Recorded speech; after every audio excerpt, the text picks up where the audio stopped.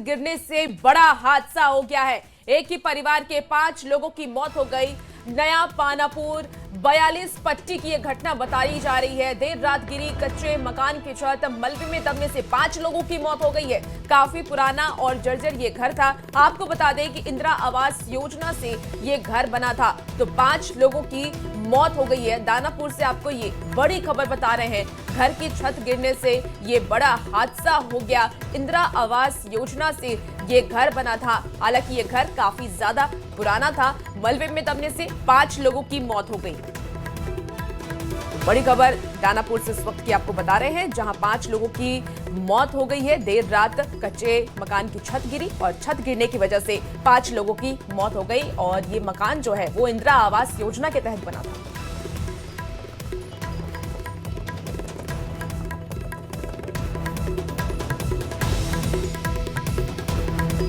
दानापुर से आपको ये बड़ी खबर बता दें, जहां घर की छत गिरने से ये बड़ा हादसा हो गया है और एक ही परिवार के 5 लोगों की मौत हो गई है।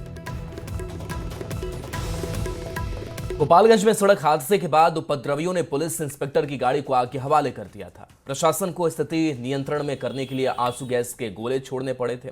घटनास्थल पर खुद एसपी अवधेश दीक्षित पहुंचे हुए हैं। पुलिस ने इन 27 पर वाहनों का परिचालन शुरू करा दिया है।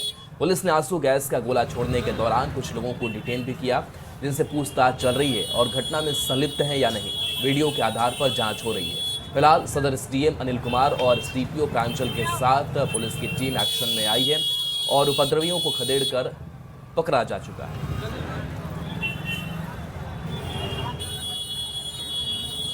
और इसी बीच देखिए, मोतिहारी से बड़ी खबर सामने आ रही है। मतदान से पहले पुलिस की बड़ी कार्रवाई हुई है। हथियार के साथ अपराधी गिरफ्तार किया गया। रंगदारी और आर्म्स एक्ट में गिरफ्तारी हुई है। एक रिवॉल्वर और 30 कारतूस भी बरामद किया गया। खास राजनीतिक दल का समर्थक है ये। आपको बता दें कि छतौनी के मटिया डी से चुमन पटेल गिरफ्तार किया गया है। बड़ी खबर आपको बता रहे हैं, जहां एक अपराधी गिरफ्तार किया गया है। मोतिहारी से ये बड़ी खबर सामने आ रही है। फिलहाल देखिए, बिहार में चुनाव है। पहले फेज की वोटिंग हो चुकी है, दूसरे फेज की वोटिंग अभी बाकी है। 11 नवंबर को दूसरे फेज की वोटिंग होनी है। उसके पहले मतदान से पहले देखिए, पुलिस की ये बड़ी कार्रवाई हुई है। हथियार के साथ अपराधी गिरफ्तार किया गया। रंगदारी और आर्म्स एक्ट में ये गिरफ्तारी हुई।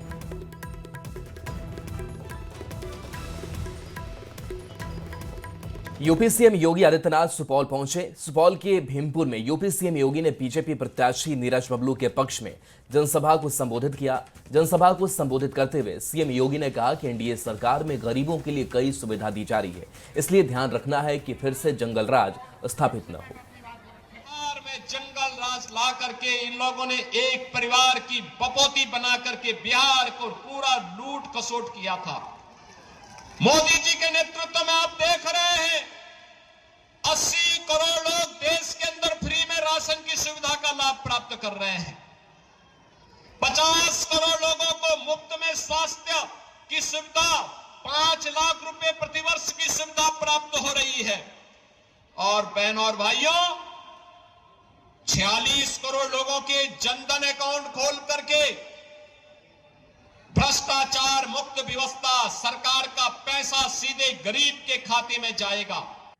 चलिए, खबर अब कैमूर से है, जहां आरजेडी नेता तेजस्वी यादव चुनाव प्रचार के अंतिम दिन कैमूर के भभुआ में चुनाव प्रचार करने के लिए पहुंचे। तेजस्वी यादव ने जनसभा को संबोधित करते हुए एनडीए पर जमकर निशाना साधा है। तेजस्वी यादव ने भभुआ से वीरेंद्र कुमार सिंह और चैनपुर से ब्रज किशोर बिंद और रामगढ़ से अजीत सिंह आरजेएस प्रत्याशी के समर्थन में जनता से वोट करने की अपील की।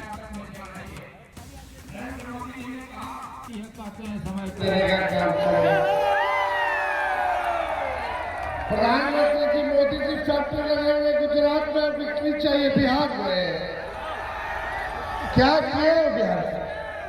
एक कारखाना बताओ जो नरेंद्र मोदी जी 11 साल में दिए बिहार को। किसी को पता है क्या भाई? यही पता कि कुछ नहीं दिए। बिहार को ठगे हैं मोदी जी।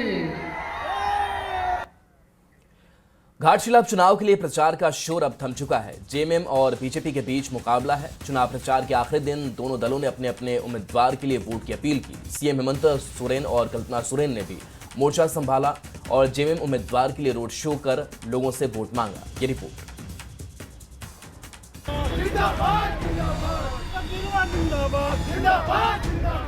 घाटशिला उपचुनाव के प्रचार का शोर थम चुका है। 11 नवंबर को मतदान और 14 को मतगणना होगी। प्रचार प्रसार के अंतिम दिन सभी दलों ने अपने अपने उम्मीदवार के लिए प्रचार किया। मुख्यमंत्री हेमंत सोरेन और विधायक कल्पना सोरेन ने जेएमएम उम्मीदवार सोमेश सोरेन के लिए रोड शो किया। मुख्यमंत्री हेमंत सोरेन घाटशिला में सोमेश सोरेन के लिए रोड शो किया, तो वहीं जादूगोड़ा मुसाबनी क्षेत्र में विधायक कल्पना सोरेन ने रोड शो कर वोट की अपील की। अब ये पूरा का पूरा मोर्चा झारखंड मुक्ति मोर्चा का घाटशिला विंग संभालेगा और पूरे चुनावी प्रक्रिया को अंजाम तक पहुंचाएगा।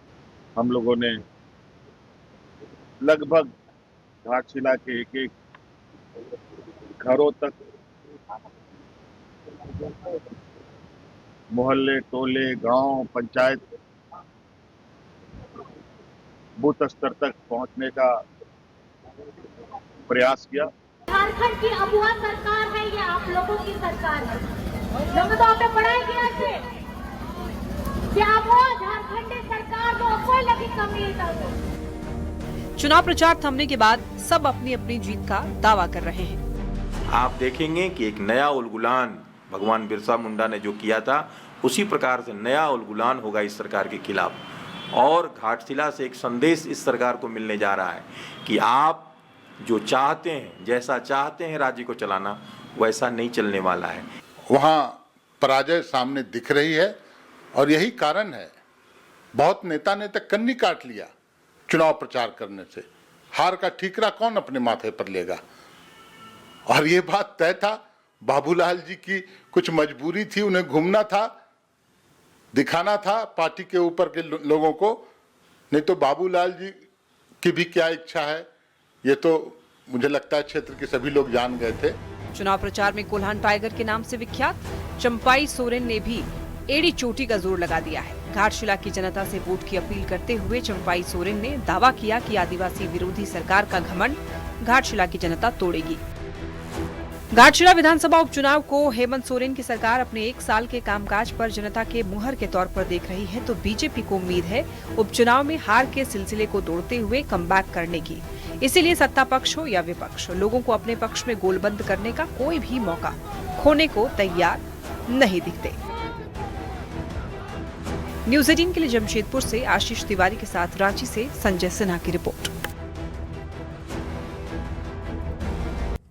देखिए, घाटशिला उपचुनाव अब अपने अंतिम पड़ाव की ओर पहुंच चुका है और ऐसे में जीत के दावे से हटकर के सियासी समीकरण को समझना बेहद ही जरूरी है। इसीलिए आपको ये रिपोर्ट दिखाते हैं।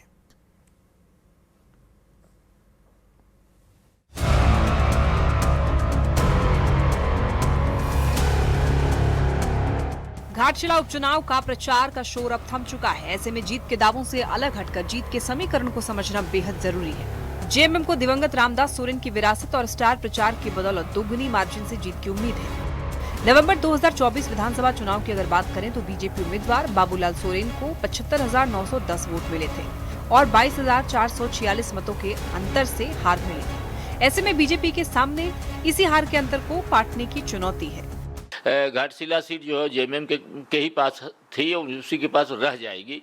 मार्जिन कितना होगा ये तो पोलिंग कैसे हो रहा है और किस सेक्टर में कैसी पोलिंग हो रही है उस पर निर्भर करेगा। सारे लोग अपने आप को ठगा महसूस कर रहे हैं और इसी के लिए समीकरण बना है और उस समीकरण के आधार पर ही हम दावा कर रहे हैं कि हम लोग इस बार भारी बहुमत से जीतेंगे। ये समझना जरूरी है कि विधानसभा चुनाव में जीत हासिल करने वाले रामदास सोरेन को 98,356 वोट मिले थे। ऐसे में जेएमएम के सामने उसी जीत को दोहराने की चुनौती है और इसको लेकर एक रणनीति के तहत बीजेपी प्रत्याशी बाबूलाल सोरेन पर निशाना साधा जा रहा है। और ये चुनाव तो हम दुगनी मार्जिन से जीतने जा रहे हैं क्योंकि हेमंत सोरेन जी ने कमान संभाली है, कल्पना सोरेन जी मैदान में है और जिसको झारखंड मुक्ति मोर्चा ने टाइगर बनाने का काम किया था वो अब बैल बन चुका है। भारतीय जनता पार्टी तो इस प्रयास में है कि जो इतनी बड़ी मार्जिन है उसको किसी तरह से कम किया जाए। ये राज्य की जनता महागठबंधन सरकार को अपना पूर्ण आशीर्वाद और समर्थन देगी। कुल मिलाकर 14 नवंबर का इंतजार सभी को है, जब विधानसभा में कौन सा चेहरा पहुंचेगा वो साफ हो जाएगा। संजय कुमार सिन्हा, न्यूज़ 18, रांची। घाटशिला चुनाव प्रचार में सीएम हेमंत के बोल पर सियासी बवाल मचा हुआ है। पूर्व मुख्यमंत्री चंपाई सोरेन ने प्रेस कॉन्फ्रेंस में सरकार पर गंभीर आरोप लगाए। इस दौरान चंपाई सोरेन फूट फूट कर रोते हुए नजर आए। कहा, मुख्यमंत्री बनाकर खून के आंसू रुलाया गया। मुख्यमंत्री हेमंत सोरेन ने उन्हें और उनके बेटे को बेइज्जत किया। तो देखिए, चंपाई सोरेन जिनकी टीस जो है वो समय समय पर सामने आ रही है। घाटशिला का उपचुनाव है और इस उपचुनाव के बीच उन्होंने सीएम हेमंत सोरेन के बारे में अपनी बात रखी और कहा कि किस तरीके से उन्हें बेइज्जत किया गया। उस दिन हमारा रोया, हम इस अपमान हमको किया।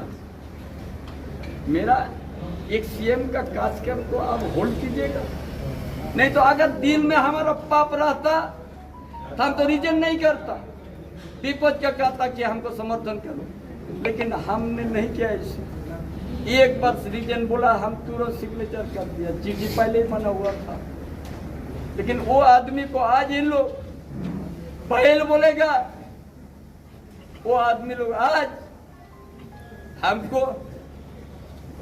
विश्वासघात कहेगा।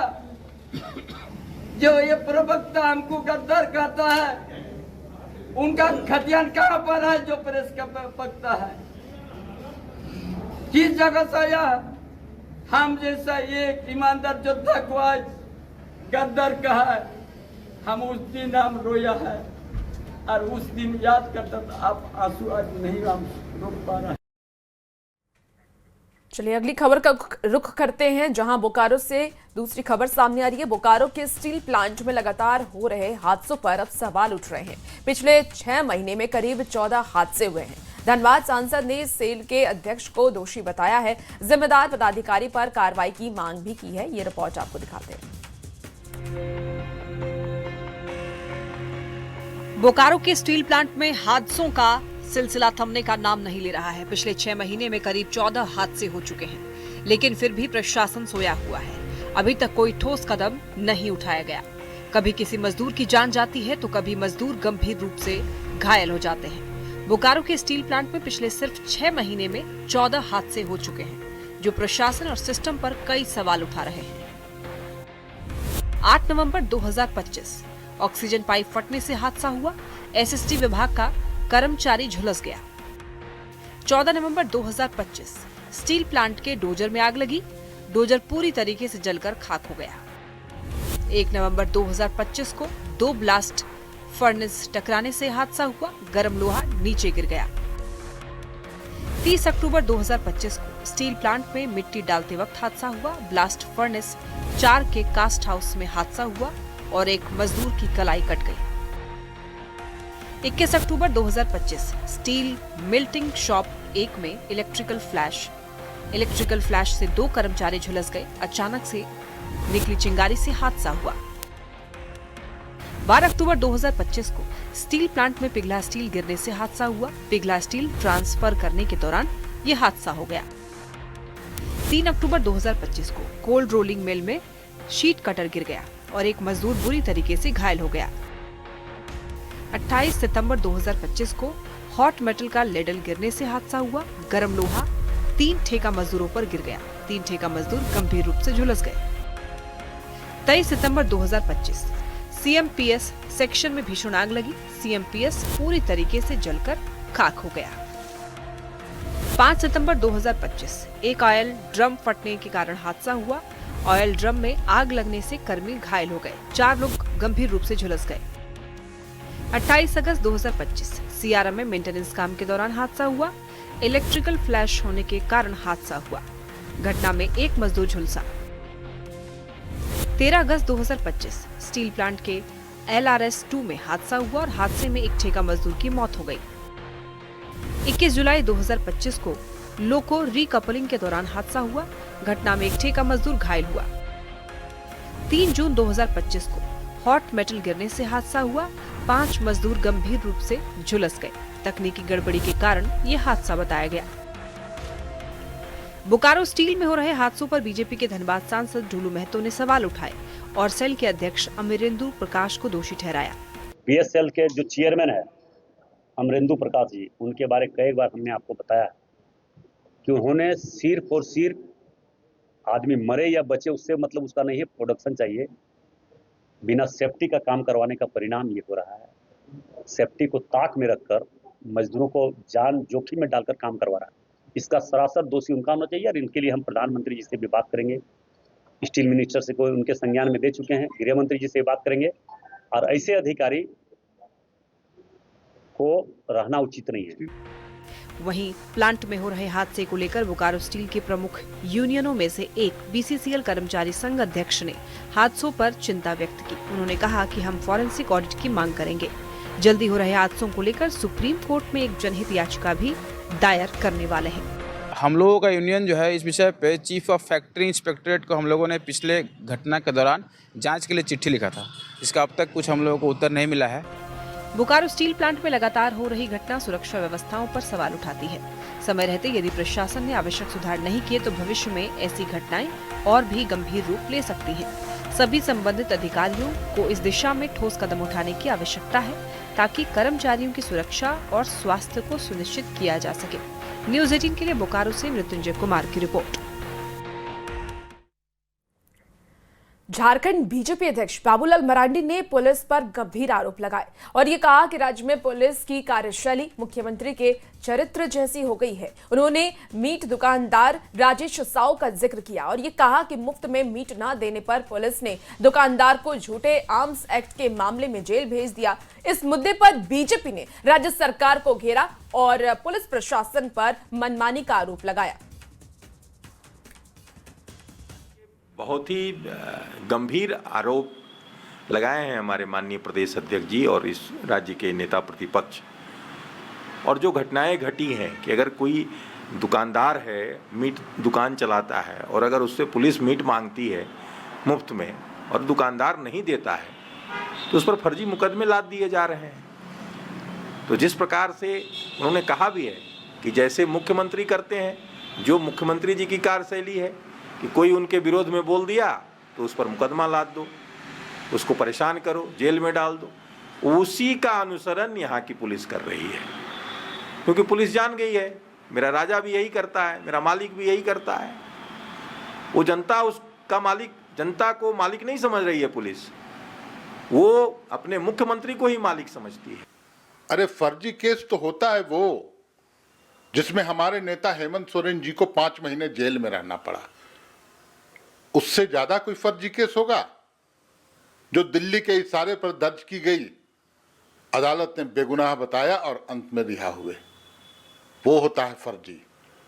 यहां पर जो पीड़ित व्यक्ति है जिसे जेल भेजा गया है उसकी पत्नी ने स्टेटमेंट दिया है। पुलिस पर इतना अविश्वास क्यों?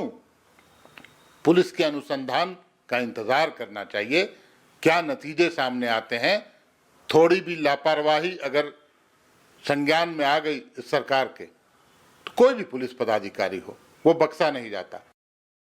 खबर मुंगेर से है, जहां 6 नवंबर को पहले चरण के मतदान के बाद से ही चुनाव का साइड इफेक्ट दिखने लगा है, जहां किसी खास प्रत्याशी को वोट देने के मामले में कासिम बाजार थाना क्षेत्र के छोटी संदलपुर में मारपीट और तोड़फोड़ की घटना हुई।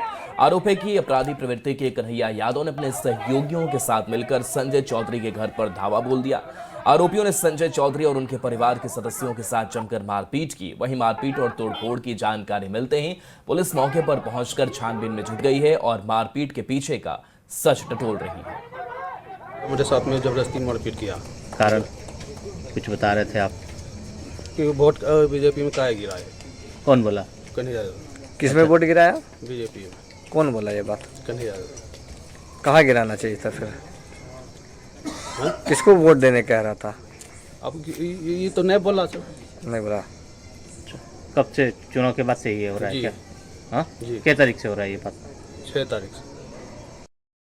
अगली खबर मुंगेर से है, जहां सोशल मीडिया पर मारपीट का एक वीडियो तेजी से वायरल हो रहा है, जिसमें लाठी डंडे से लैस लोग एक दूसरे पर वार पलटवार कर रहे हैं। आपको बता दें कि वायरल वीडियो टेटिया बंबर थाना क्षेत्र के मंजूरा गांव का बताया जा रहा है। जानकारी के मुताबिक वीडियो 6 नवंबर का है, यानी कि मतदान के दिन का ये वीडियो सामने आया है। वीडियो में साफ देखा जा सकता है कि दोनों ओर से लाठी डंडे चल रहे हैं, जिसमें कि कुछ लोग घायल भी हुए हैं। और इसके बाद पीड़ित पक्ष ने टेटिया बंबर थाना में इसको लेकर के शिकायत भी दर्ज कराई, जिस पर कार्रवाई करते हुए पुलिस ने 16 आरोपियों में 2 लोगों को गिरफ्तार भी किया।